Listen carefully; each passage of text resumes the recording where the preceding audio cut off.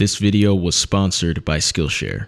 So going through the comments section on the part 1 build of my Ford Transit Connect, the number one question that everyone asked was, where did you buy that security camera system? Well, the truth is, I didn't just buy a security camera system for it. I had to make it myself. In my old van build, I had the idea to have security cameras in it. So I bought a security camera 12-volt kit and I installed that in there. But the cameras were super big and bulky, and people actually came up to me and told me, hey man, I know you have security cameras on there and I want to be stealth. So I decided to take a completely different approach this time. I got the idea because I installed a bunch of backup cameras in vans before, and if you look at a backup camera, you'll notice that it's literally just a camera and then there's a mess of wires, and on the other end of that, it's just a video cable with a power source on it. So if it's that simple, why don't I just get a screen that can show 4 different video channels at the same time and have 4 different plugs for them, and then just get a bunch of cheap backup cameras and strategically place them around the van? Well, long story short, that's exactly what I did.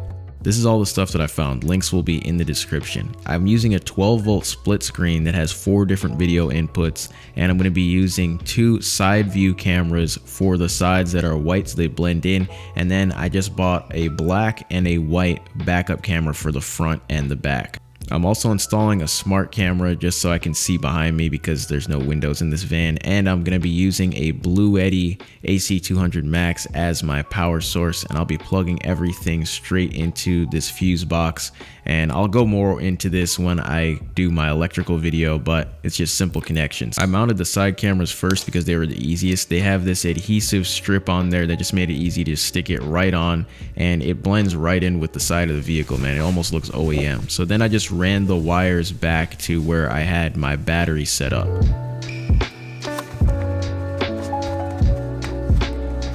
A lot of these cables have a simple plug that will lead you straight into the video cable and the 12-volt power supply. So as you can see, I plugged that in here. But the problem is that when I went to go plug this into the screen, it had the same connection. They're both female, but I got these adapters here that I'll put in the description that can make it go from male to female so that you can make a connection like this. Then I just had to connect the power supply to the fuse panel, and I'm going to go over this in detail exactly how to do this in my electrical video that's going to be coming out soon. So don't worry about this for now. Just know that I connected it to the power source. So I ran the wires for this driver's side camera through the door, up here, inside of the headliner to here, and I'm coming around, and this wire is too short, so I'm going to extend this just by plugging in a longer RCA cable.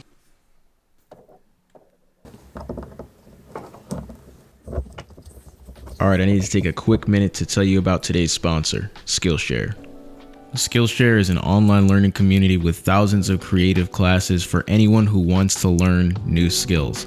I first got interested in Skillshare because building came easy to me. I could teach it to myself, but filming and editing is a lot more difficult for me to learn how to do all on my own. You might notice that my editing has been getting a bit better lately, and that's because I've been taking classes like Ali Abdal's video editing with Final Cut Pro X from beginner to YouTuber. Obviously, I'm already a YouTuber, right? But I'm still learning the basics to refine and master my video skills. Anyway, the first 1,000 of my viewers to use my code DualEx or use the link in the description will get a 1-month free trial of Skillshare so you can start exploring your creativity today. Thanks again to Skillshare for sponsoring this video. When I was looking around for a spot to mount the rear camera, I found this little panel in the back that had these screws that were really easy to take it out. So I ended up just pulling that out, drilling a hole through it, and then attaching the rear view camera, and I use the white one so it kind of blends in. And the cool thing about this is that this camera looks as if it's just like a camera that's going to help you back up, or maybe just so that you won't crash into something. I've seen that on cargo vans a ton of times, but in my case, it's actually showing me a live feed of everything around me.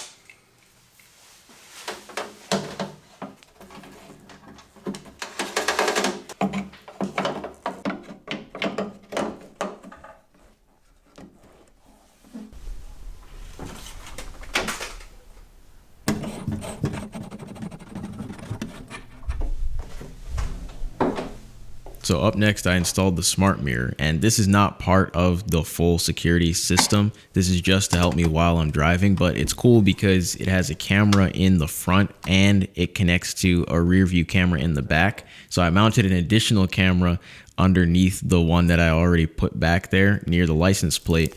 And basically what it does is it lets me see directly behind me while I'm backing up and while I'm driving. All right, let's check the quality.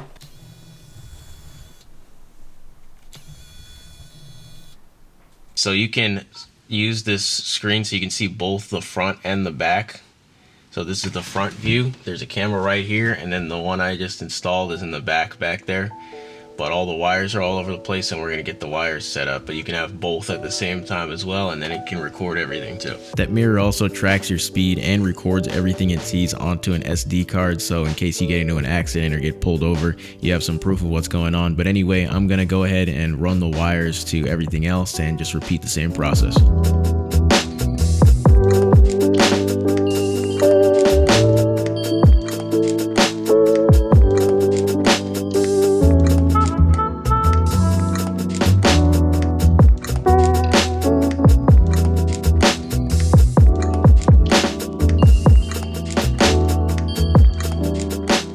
Once you get all of your cameras connected to your fuse box, you need to connect the fuse box to the battery the same exact way. So imagine this to be regular battery terminals if you have that, but I'm using a powerhouse right here, so I have that plugged in this way. And then we have everything connected up and it should all turn on. So something that I wasn't able to show, I was using a video cable splitter to split the feed for a few of the cameras. The two side cameras, I actually ran another additional wire to the radio in the cab, so that way I can use that screen to actually see the sides and use those as blind spot cameras. Placement is important if you want to be stealth, so I have my front camera attached to the mirror so it doesn't really look that weird because there's already a bunch of stuff on the mirror.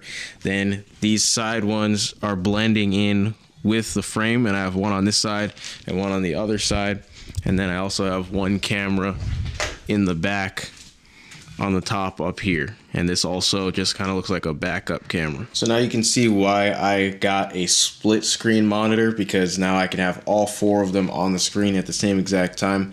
But you can switch the channel so that you can have just one of them at a time, so you can get a bigger screen if that's what you want. And you can also have two of them in any orientation. And then this is kind of an idea of the quality you can get from these cameras. This feed right here is coming from my side camera that's right over there.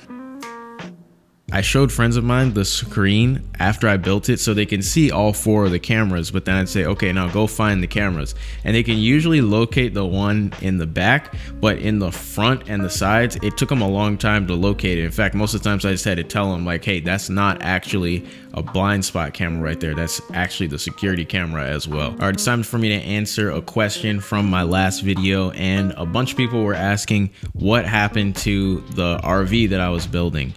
Well, to tell you the truth, I got rid of it. it died, it's not coming back. I'm just kidding. I just wanted to take a break from RVs because I built my big RV and then I went on to the TV show Gutted that's coming out next month. I built that RV. Then I came back and started working on this other RV, and I was just like, all right, it's too many RVs. It's been a long time since I built a van, and I was just itching to build a van. So I'm just putting it on hold for now. I'm just finishing my van, and then I'll come back with the build video for that after that. But anyway, thank you guys for watching this video all the way to the end, and I'll be seeing you in the next one. All the stuff that I used, again, will be in the description, so make sure you check that out. And yeah, that's it. Later.